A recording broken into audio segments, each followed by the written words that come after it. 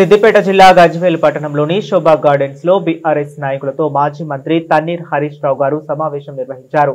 ఈ సందర్భంగా మెదక్ ఎమ్మెల్సీ యాదవ్ రెడ్డి గారు గజ్వేల్ నియోజకవర్గ ఇన్ఛార్జ్ ప్రతాప్ రెడ్డితో కలిసి 27న జరిగే వరంగల్ సభ విజయవంతం చేయాలని కోరుతూ సమావేశం ఏర్పాటు చేసి మాట్లాడటం జరిగింది. సెక్రటేరియట్ లో కాంట్రాక్టర్ ధర్నా చేస్తున్నారని, ఇటువంటి ప్రభుత్వం ఎప్పుడూ చూడలేదని, మీ కాంగ్రెస్ ఎమ్మెల్యేలు స్వయంగా మా ప్రభుత్వం పని అయిపోయినట్టే అని మాతో అంటున్నారన్నారు. మళ్లీ గెలిచేది లేదు అని వారే అంటున్నారన్నారు. కష్టపడ్డ కార్యకర్తలను గెలిపించుకుందాము అని భవిష్యత్తు మీద ఆయన అన్నారు.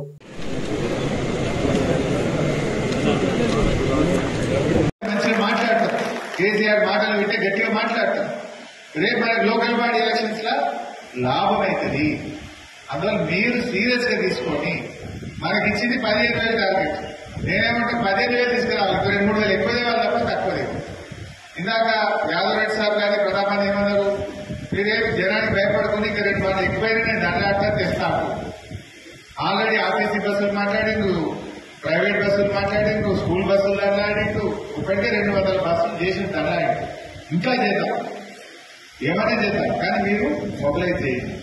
జర మీరు కాలంలో వచ్చాడు కాకుండా మీరు కూడా బస్సులలో రాండి, మంచిగా ఇంత ఏర్పాటు చేసుకోండి. ఆడ కూడా వాళ్ళకి రెండింటికి మనమే గెలుస్తాం, మంచిగా పనిచేద్దాం. నేను కూడా మీకు సంపూర్ణమైన సహకారం ప్రతాపన్న యాదవ్తో పాటు నేను కూడా అందిస్తాను. మీకు మీరు కూడా గట్టిగా పనిచేయండి. ఎక్కడ మంచి కార్యకర్తలు, కష్టపడ్డ కార్యకర్తలు, నాయకులను కాపాడుకుంటాం. ఇప్పుడు మనకు కూడా విలువ అర్థమవుతుంది. 10 ఏళ్ళు మనకు కేసీఆర్ గారితో నడుస్తూ ఉంటే అర్థం కాదు. ఒక్కసారి మన గవర్నమెంట్ పోగానే అందరికీ బ్రేకులు పడ్డాయో పడిపోట్లు కనబడుతున్నాయి. ఇల్లు కిరాయి కనబడుతున్నాయి, షాపింగ్ కిరాయి కనబడుతున్నాయి. అంటే ఏం జరిగిందో మీకు ఏం కోల్పోయినామో మనకు అర్థమే. మనిషి ఉన్నప్పుడు విలువ తెలియదు. ప్రభుత్వం పోతే పెద్ద మీటింగ్లు కానీ కార్యకర్తలు ఎక్కువ ఇబ్బంది పెట్టే సందర్భం అయితే లేదు. ఏదో ఎలక్షన్ అప్పుడు ఒక మీటింగ్ తప్ప 2001 నుంచి 2014 దాకా నల్గొండ మీటింగ్ అన్నా, వరంగల్ మీటింగ్ అన్నా, హైదరాబాద్ మీటింగ్ అన్నా, మహబూబ్ నగర్ అన్నా, ఎక్కడికో మీటింగ్. ఈ మీటింగ్ కొంచెం మనకు ప్రతిష్టాత్మకం.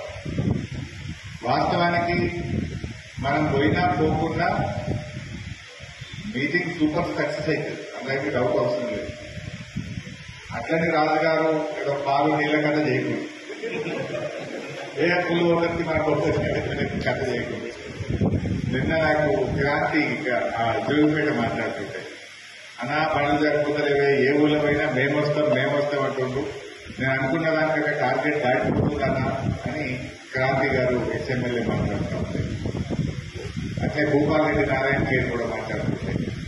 పటాన్ చెరువులో మనకు ఇప్పుడు ఆదర్శ్ రెడ్డి గారు ఇన్ఛార్జ్ ఉంటే వాస్తవానికి పటాన్ చెరువులో 5,000 టార్గెట్ అనుకున్నాం.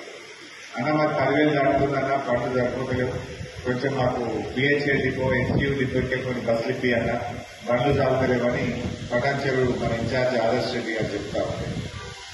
సో మన ఉమ్మడి మెదక్ జిల్లా మనం ఏమవుతున్నామంటే, కుదబెట్టావా లేవా భూమి, అప్పు తెచ్చినవా లేదా, ఇలా కుల్లా చెప్పు. వీళ్ళు కుదబెట్టిన దేనికి? బీకాన్ ట్రస్టీషిప్ లిమిటెడ్ కు 400 ఎకరాల భూమి కుదబెట్టిండు. 10,000 కోట్ల రూపాయలు బాండ్ రూపంలో తీసుకొచ్చిండు. ఎవడన్నా అప్పు తెచ్చుకుంటే బ్రోకర్ ఫీజు కట్టాలి. వీడు అప్పు ఇప్పించినందుకు 170 కోట్ల రూపాయల బ్రోకర్ ఫీజు కట్టింది. 170 కోట్లు లంచం ఇచ్చి అప్పు తెచ్చిండు ఈ పుణ్యాత్మ. ఇంకా నేనేదో గొప్ప పని చేసిన. నువ్వు ఎవరికి కుదబెట్టేది రేవంత్ రెడ్డి? ఐసీఐసీఐ కుదబెట్టలేమో, ఎవరికి కుదబెట్టావో చెప్పు. కుదబెట్టకుండా నీకు అప్పు పుట్టిందా? నువ్వు అప్పు తెచ్చినవా లేదా? అప్పు తెచ్చింది నిజం, భూమి కుదబెట్టింది నిజం, 170 కోట్ల రూపాయలు బ్రోకర్ ఫీజు చెల్లించింది నిజం. ఈ తప్పైతే చెప్పు. శ్రీధర్ బాబు మాట్లాడుతుండు, ఇంకొక బాబు మాట్లాడుతుండు, బట్టి విక్రమార్క మాట్లాడుతుండు. మీరు తిప్పి చెప్పేందుకయ్యా? పడేస్తే తని పడేస్తేంది. నువ్వు అప్పు 10,000 కోట్లు తెచ్చి అవుట్ అయిపోయింది, డౌన్ అయిపోయింది, గ్రాఫిక్ లేచిపోతే పడిపోయింది. ఇక అది జనం అయిపోయింది. ఎప్పుడు ఎలక్షన్ వస్తుందా, ఎప్పుడు వీని పీడ మీద తెచ్చుకుందామనే కాడికి వచ్చింది. నేను నిజంగా చెప్తాను, నాకు నిన్న 2 days కింద నా దగ్గర సిద్దిపేటలో ఒక పిల్లాడు వచ్చాడు, 18 ఏళ్ళు ఉంటుంది, ప్రశాంత్ నగర్ లో ఒక అబ్బాయి. వాళ్ళ అమ్మ యశోద హాస్పిటల్లో ట్రీట్మెంట్ అవుతుంది. అది బ్యాడ్లక్ ఏంటంటే అబ్బాయికి 40-45 లక్షలు ఖర్చు అవుతుంది. అన్న ఏం చేయాలంటే వస్తే సరే నేను ఏదో డాక్టర్ మాట్లాడినా బిల్ తక్కువ చేయమన్నా ఏదో తలాడి పెడతాను. ఆ పిల్లగాడి బాధ అయితే నాకు నిజంగా ఎంత పెయిన్ ఉందో నాకు అర్థమైంది. ఏం చేయాలన్నా ఎక్కడ పైసలు దొరకలేవు. చుట్టాలందరి దగ్గరికి పోతే కూడా అంత 9-10 లక్షలు దొరికినాయి. ప్రశాంత్ నగర్ లో మంచి ఇల్లు ఉన్నది నాకు. సిద్దిపేట 2 ప్లాట్లు ఉన్నాయి మా నాయన సంపాదించినాయి. ప్లాట్ అమ్ముదామంటే ప్లాట్ అమ్మలేదు, ఇల్లు కూడా పెడతా అంటే కూడా పైసలు ఇస్తలేడు. నేను మా అమ్మని బతికించుకోవాలని ఒకటి ఏడుస్తుంది అక్కడ. రేవంత్ రెడ్డి వచ్చినాక పరిస్థితి ఏమైందంటే ఇలా తల్లి ప్రాణం కాపాడుకోవడానికి ఉన్న ప్లాట్ అమ్ముతా అంటే కూడా అమ్మని పరిస్థితి, ఉన్న ఇల్లు కుదబెడతా అంటే కూడా తీసుకోవాలి. నేను జోక్ చెప్తాను, నిజంగా జరిగిన విషయం చెప్తాను.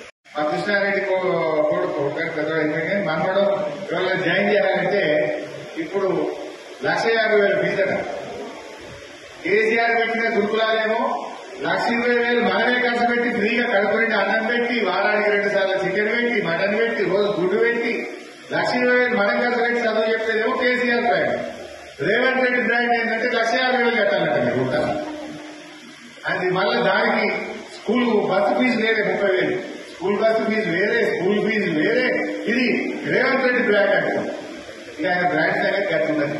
మనం ఎన్ని పెట్టిన మైనార్టీ గురుకులాలు, బీసీ గురుకులాలు, అదేవిధంగా ఎస్సీ గురుకులాలు ప్రతి మండలంలో ఉన్నాయా లేవా? ఇలా అద్భుతంగా మన పిల్లలు చదువుకుంటున్నారు. బ్రాండ్ అని రేవంత్ రెడ్డి అన్నాడు. కానీ రేవంత్ రెడ్డి బ్రాండ్ మనకు తెలియదా? Revanth Reddy brand vote for note. అది రేవంత్ రెడ్డి అనగానే vote brand vote for note. Revanth Reddy brand చెట్లు నరుకుడు. రేవంత్ రెడ్డి బ్రాండ్ అబద్దాలు ఆడుడు.